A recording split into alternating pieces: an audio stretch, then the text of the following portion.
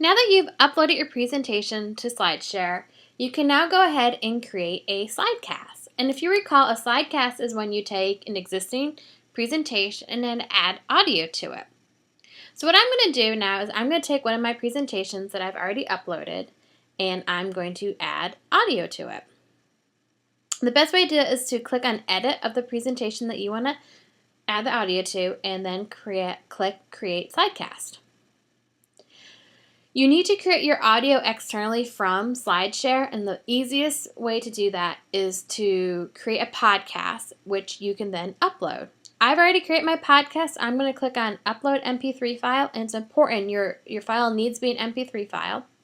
I'm going to identify which one I want to upload, and I'm going to go ahead and let it process and upload.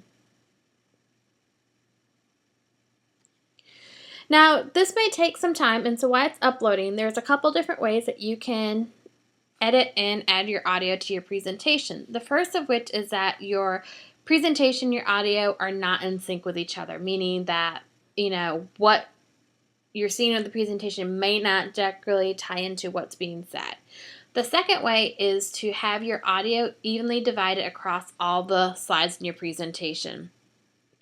And I think the most common way and the most useful way that I use it is that you can manipulate, control the audio settings so that it's in line with each of your slides accordingly. And that's how I'm going to show you how to do it tonight.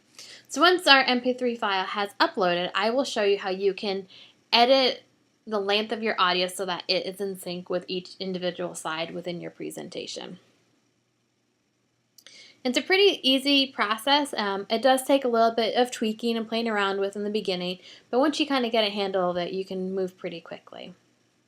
And I can see my MP3 is just about finished with its upload, and then just needs to be processed, and that usually is pretty quick.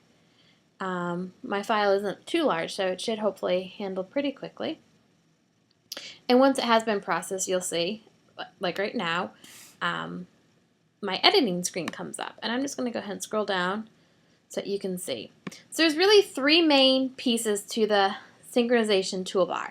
The first which is your slide selector, and this is where all the slides for your presentation appear.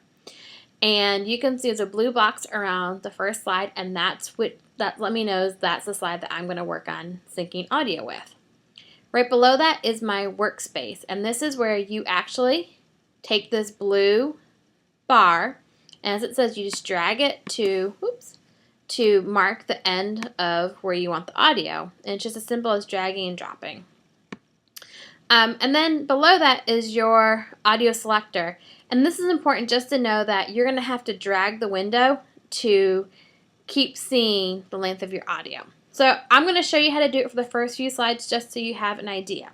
So what I'm going to do is I'm going to go ahead and hit play. And where I want the audio for slide 1 to end is where I'm going to drop that blue marker.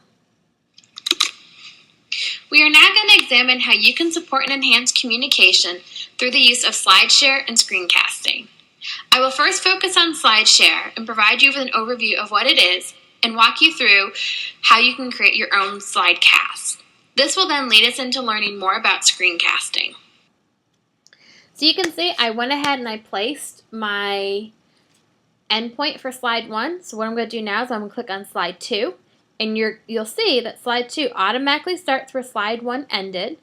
And right now I cannot see the blue end bar for slide 2, so I need to adjust my view window and drag it, and you'll see there's the end of slide 2. So I need to listen to my audio to see if it's in the right spot or not, so I'm going to go ahead and hit play. SlideShare is a free tool that offers users the ability to upload and share either publicly or privately PowerPoint presentations, OpenOffice presentations, or PDF presentations. By adding audio to your presentation, you can create a webinar or further expand upon thoughts and ideas. And just for the sake of time, I'm going to go ahead and I'm going to have slide 2 end there, and then I would click on slide 3, and that's where slide 3 would start.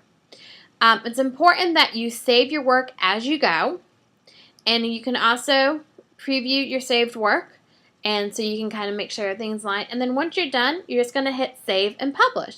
So that's a quick and easy way of how you can sync your audio with your presentation.